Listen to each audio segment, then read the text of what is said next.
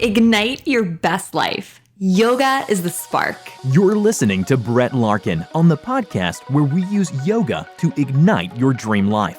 Always be stretching your body, your mind, your spirit.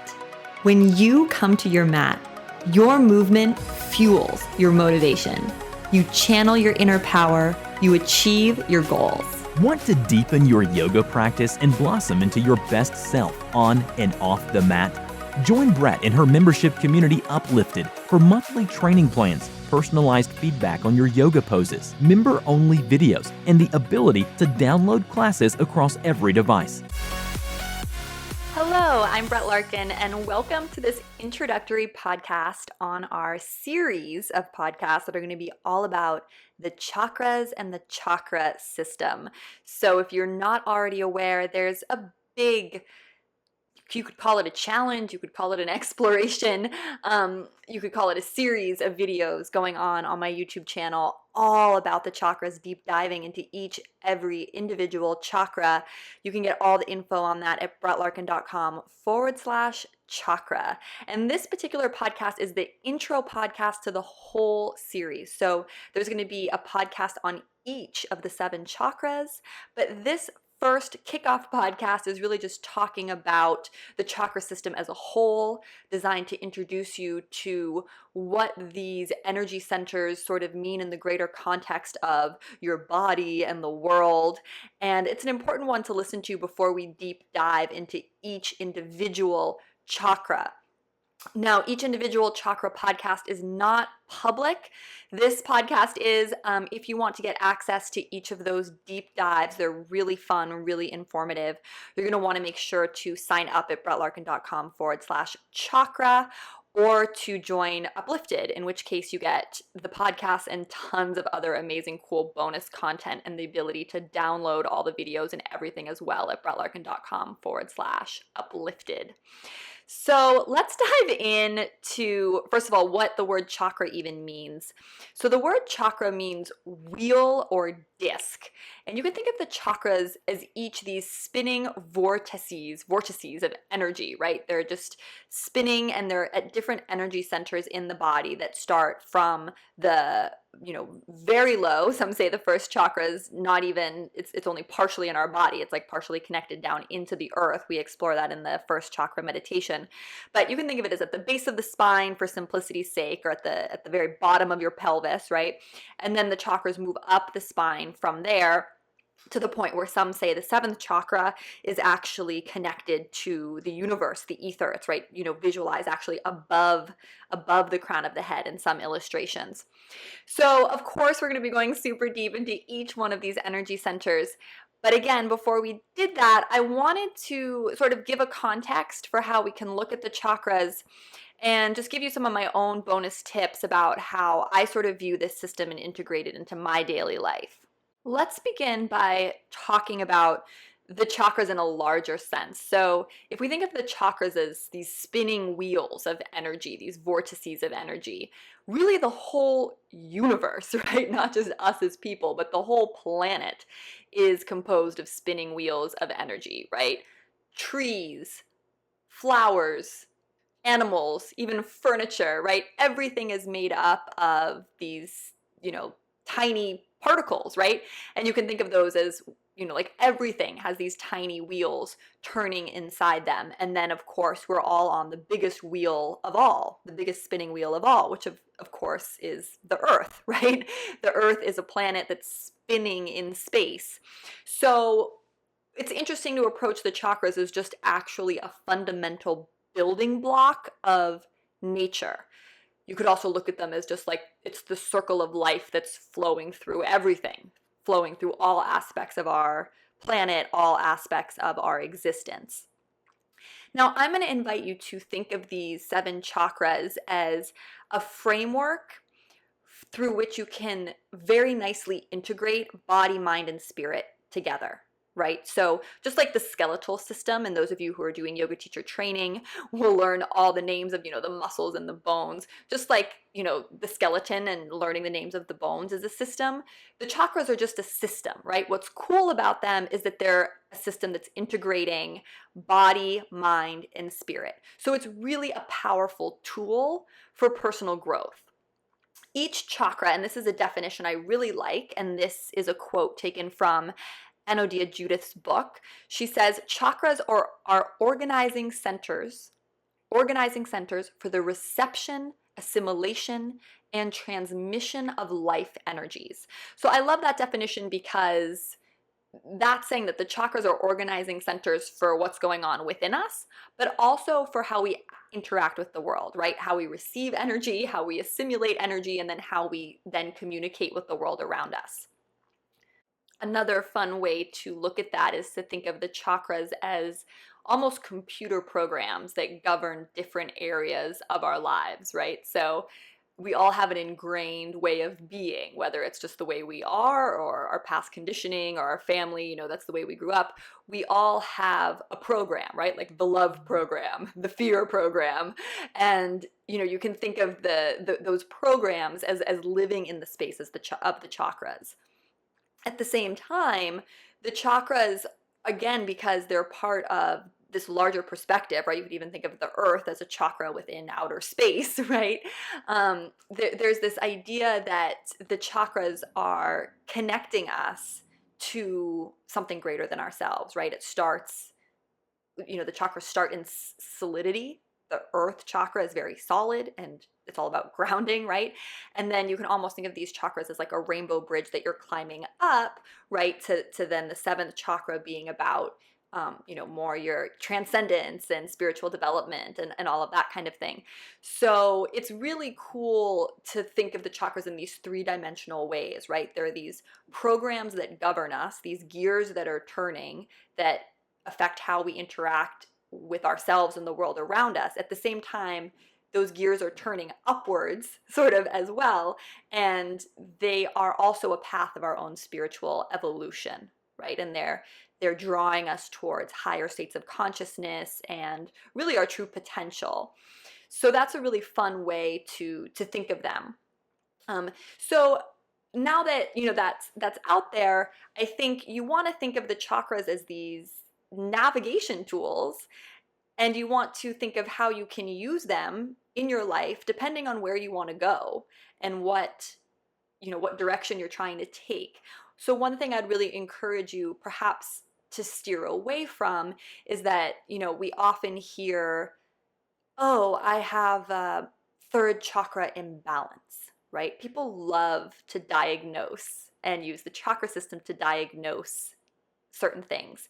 And I don't want to say that's bad, and I don't want to say that's wrong. And I, think it's fun to take a chakra quiz online here and there. But for the purposes of my exploration, and again, if you're in my community, I'd really highly invite you to try to stay away from using the chakras in that sort of prescriptive way, like using the chakras as a way to figure out what's wrong with you or what's right with you, or being like, oh, my third chakra is in balance, I need to fix that, or my throat chakra is not in balance, I need to fix that. Because when we start to use the chakras prescriptively like that, I think we're really dumbing down the system. The system is so much more nuanced and complex than just like my problem is a third chakra imbalance. At the same time, it's sort of just using chakras just like, people in modern medicine use themselves to diagnose stuff, right? It's not that helpful. Instead, I'd really invite you to use the chakras as a framework for personal exploration and personal growth in all senses. So instead of just getting stuck on like trying to find the chakra that's your problem area and fix it with like your fix it hat on, I try to be like, wow, understanding these energy centers or these programs and what my personal programming is in each of these centers is a really valuable tool to help me, make some adjustments and begin to reprogram and develop into the person I really want to be. And reprogramming a chakra or reprogramming an energy center is sort of more how I approach it, as opposed to just like it's balanced or imbalanced, because I think that's just an oversimplification. So I'd really encourage you, as we go through this chakra exploration together, and this is the podcast where we're talking about the chakra system as a whole and why I felt it's important to bring it up now, to just not get hung up on what your problem area is, because again, that's just like the same as looking in the mirror and being like, oh, my thighs are too fat. It's like, oh, my fourth chakra is too open or too closed, right? Like, again, if you're in Uplifted or if you're just in my community already, we know it's more complicated than that. There's more nuance going on than that. And it's just, I think it's a disservice to the chakra system to take it in that direction. So I really want us to steer towards taking it into the direction of like exploring what your governing computer program, let's say, is in each of the chakras, and then figuring out how you can tweak that. Especially because all the chakras are interconnected, and it sort of reminds me of actually myofascial release now that I'm talking to you guys about it, because it's not like, one of the reasons I love myofascial release, sorry, we're going to go on a tangent, everyone, but when you see a chiropractor, for example, they do adjustments to press and, pop your bones or whatever into the right place. But unless the myofascial, the structure that all your bones and organs and everything live in also changes, the tension inside your system will pull that bone back over time. Just like if you have braces and you don't wear your retainer, your teeth will go back the way they were over time, because your dentist can't change the fascia in your mouth. They just can yank your teeth in the right direction with braces. It's the same thing with a chiropractor. They can make adjustments so your bones, go pop back into the right place. But if they don't also work with the fascial system, or if you're not complementary seeing a myofascial therapist, over time, that fascia is just going to pull it back in the other direction. So I don't know how I got on this topic, but I think it's like similar to if you just oversimplify with the chakras, because if you're just like, oh, I have a third chakra imbalance, so I need to, do X. It's like, well, actually, maybe your third chakra is not balanced because your second chakra is a huge mess, or you don't feel grounded to begin with, right? It's like, just like myofascial release, the whole body's interconnected. Same with the chakras. Like all the chakras talk to each other and are interconnected. So it's not like you can really just like fix one in isolation. You need to be constantly receptive to thinking about how all of them and all the different aspects of your life are sort of working together, and not just get so heads down focusing like on an imbalance you just have in one area, because again, that doesn't make sense. It's just like not a holistic approach. And tying it to modern physiology, you can actually see that the 7 chakras are each located near one of the 7 major nerve ganglia that emanate from your spinal column. So when I'm talking about, everything being interconnected and kind of tying it to myofascial release, it's not really that big an analogy or that far a jump. There are major nerve centers that physically correspond to each of the chakras. So you can think of the chakras as gateways between various dimensions, right? They're areas where a lot of activity is happening. So dimensions such as your like emotional feelings, your thoughts, your physical body, these are all connecting and playing in the area of your chakras. And together, the chakras make up, or so the yogic texts say, they're the generators of your auric field, right? Your aura itself is the meeting point between the core patterns that are generated by your chakras and what's going on in the external world around you. So when you meet someone and we talk about what is their energy like, what is it like to be around them? The chakras are sort of like the computer programs running all that, running what their energy is like. And going back to the computer program analogy for a moment, working with the chakras is really just another way, along with yoga, along with meditation, being aware of the chakras and working with them is just another way, right, to heal ourselves of old patterns, behaviors that are not serving us anymore, and that are lodged in the body or lodged in the mind or just have become habitual behavior, right? That's why, again, think of the chakras as a framework for awareness, a framework to explore your own behavior and programming, and a beautiful way in which to approach change, not prescriptively, but holistically. I think it's important we take a moment now to talk about Sushumna Nadi. And again, if you're doing yoga teacher training with me coming up, you'll dive into this in a much deeper capacity. But for the understanding of our discussion with the chakras right now, is that the chakras form a vertical column, right, from the bottom of the pelvis up through the spine, stacking 7 of them. This vertical column is Sushumna Nadi, right? Sushumna Nadi is the energy line that runs up the spine.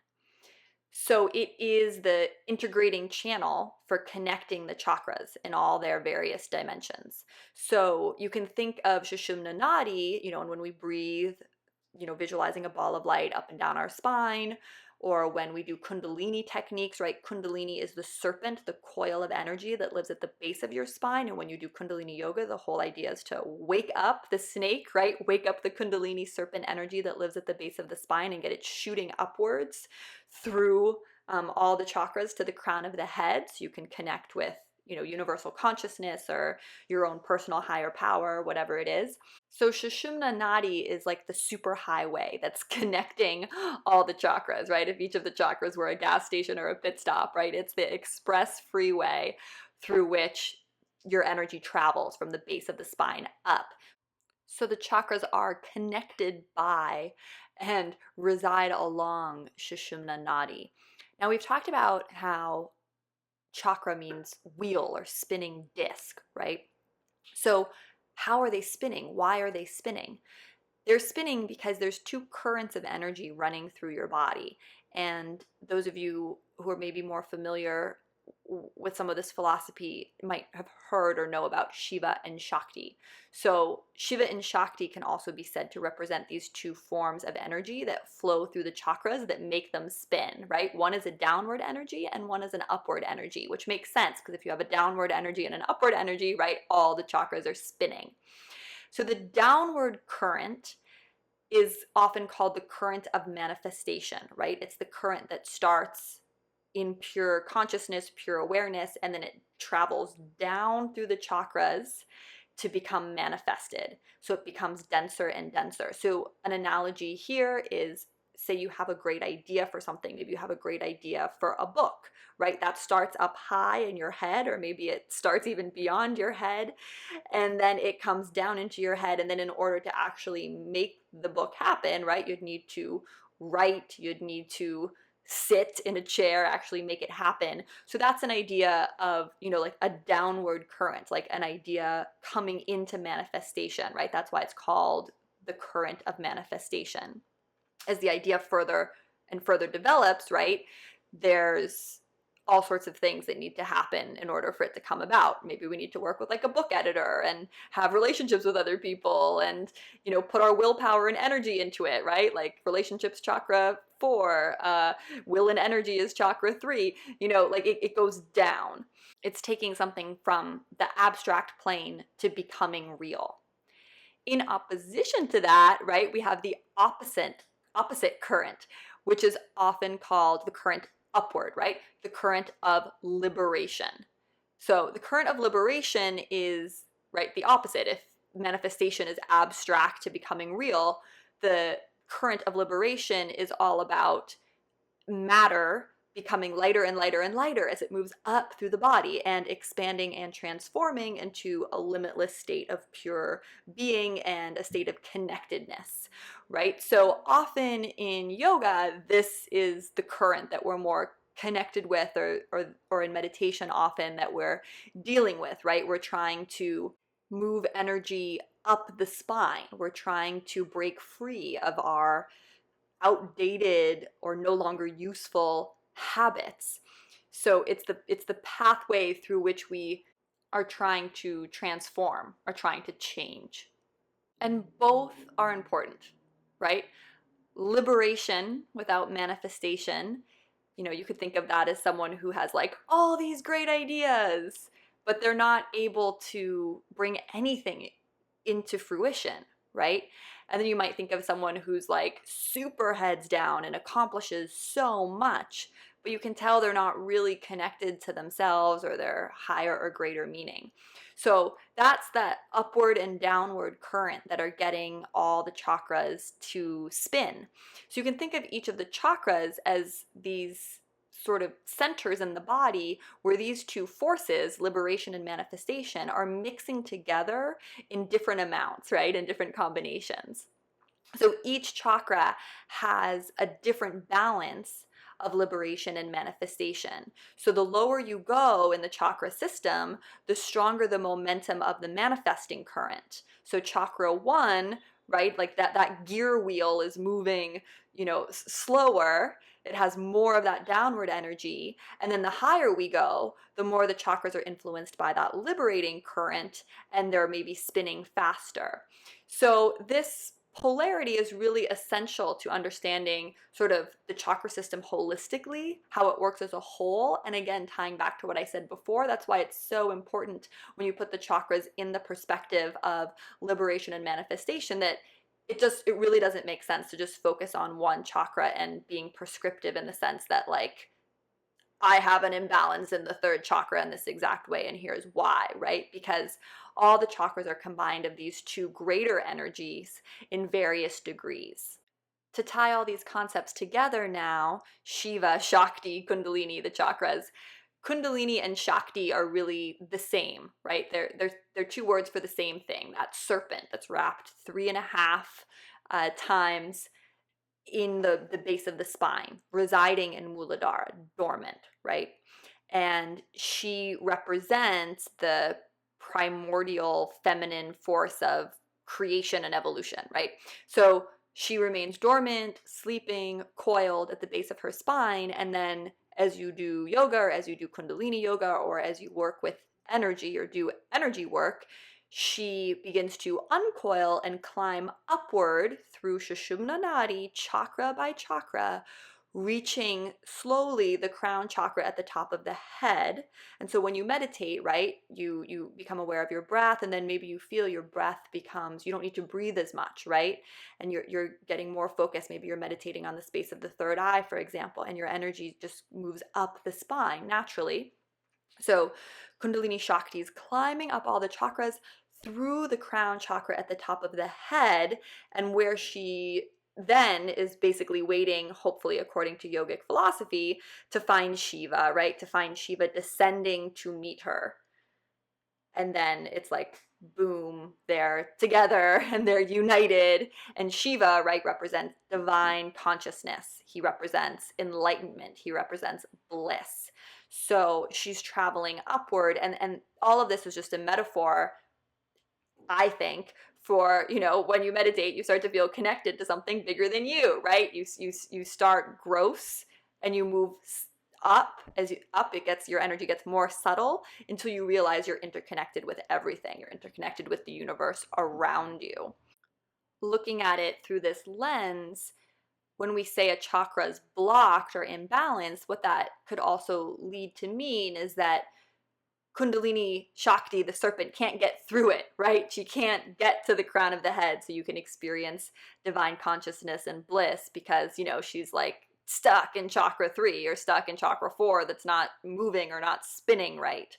So again, you can think of the chakras as like this rainbow bridge that's also representative of or a metaphor for your own enlightenment. So it's a lot. It's really something that you should just have fun with. Again, I want you to use the chakras and these tools more than anything else as a way to explore your own programming through different levels of consciousness. The chakras are really just programs that are running our whole life, whether we're aware of it or not. How we act in relationships, how we act when we're scared, how much we trust our intuition, right? All these things. So use the chakras as a framework. Don't get too hung up on one particular area that you think is your problem area. And, while all the philosophy that we're discussing is really fun and interesting, don't get hung up on, the exact technicalities of how it all works either. I mean, it's really fun to nerd out on, and there's great books you can read. All of Anodia Judith's books are great if you want to really deep dive into the chakras. But pretty much all the core big concepts I've talked about and covered here, just as an overview, right? And a fun note to end on is that you can think of the chakra system as also describing evolution, the pattern of evolution, and that we as a human race are presently going through a transition from chakra 3, the third level, which is very focused on, working hard and heads down and ambition and power, to the fourth chakra. That's why yoga and meditation is so popular right now. That's why so many people are feeling connected to wanting to explore yoga as a way to find more peace, get more connected and centered in their hearts, and that all of humanity is sort of undergoing a change right now, and that we as yogis are a big part of that change and sort of leading the way through our focus on compassion and self-awareness. I really personally love that idea. If you're ready to go deeper with me on all things chakra, do not forget to sign up at brettlarkin.com/chakra so you don't miss out on any videos. And of course, if you officially want to enter my community, check out Uplifted at brettlarkin.com/uplifted to get bonus content on all the chakras and just be supported by the most incredible community of people out there. I'm so appreciative of our community every single day. If you got value out of this podcast, I'd really love it if you'd leave me a review. You might be listening to this podcast on SoundCloud or perhaps on YouTube, but it would really mean so much to me if you'd actually subscribe to the podcast on iTunes and leave a review. Remember to copy paste any review that you write before hitting that submit button on Apple, because Apple will often tell you there's an error or tell you that your username is taken. And if you wrote something thoughtful, I'd hate to have you get that deleted and have to type it in all over again. So would love to get your review and feedback on iTunes itself if you're willing to subscribe and just leave a quick comment. I love your constructive feedback, criticism, and everything else you want to share. Thank you so much for listening and being with me here all the way to the very, very end. From my heart to yours. Namaste. This episode was brought to you by Uplifted, Try Brett's membership community for people who want to enrich their life through yoga for free at brettlarkin.com/uplifted. Yoga obsessed? Join Brett for yoga teacher training at brettlarkin.com/train. And don't forget to give back. Like this podcast, leave a rating or review. Share this with someone you love. Remember, now is the time to dedicate yourself to what matters most. Our yoga together can ignite your destiny. Until next time, this is Brett Larkin.